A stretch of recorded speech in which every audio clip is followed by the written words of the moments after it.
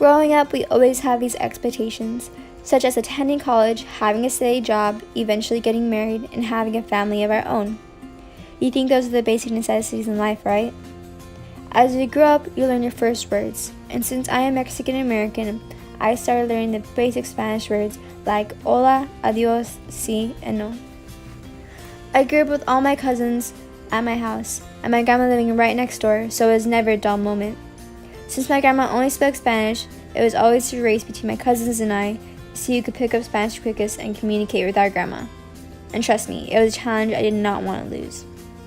Eventually, I started attending high school, and I just wasn't picking up Spanish as quickly as some of my other friends, and I was envious. When I did try to learn, all the Spanish words would just get mixed up in my head. As soon as I would try to speak, I would blank. My senior year was tough. I was in early college, so my counselor put me in a Spanish class, but with college credit. I was hesitant at first, but I had to try.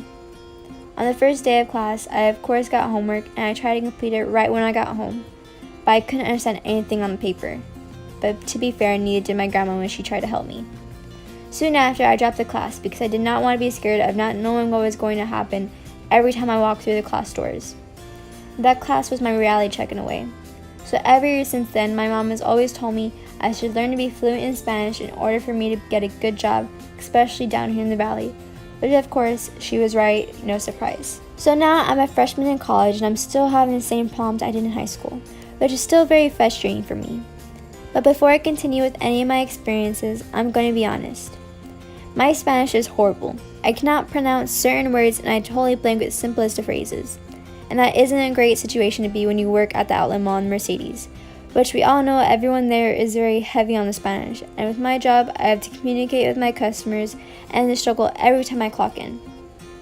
Everyone says to just try my best and communicate with the best of my ability, but most of the time I fall short when trying to make the sale.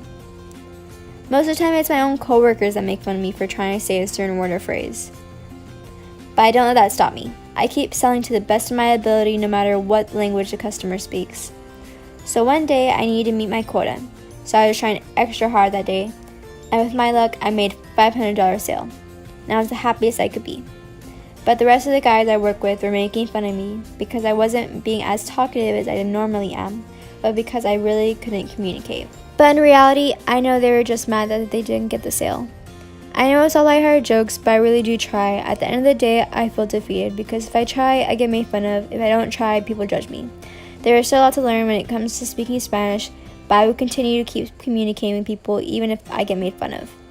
Since I am Mexican American and I look the way I do, people have these expectations of me, and one of those expectations is speaking Spanish.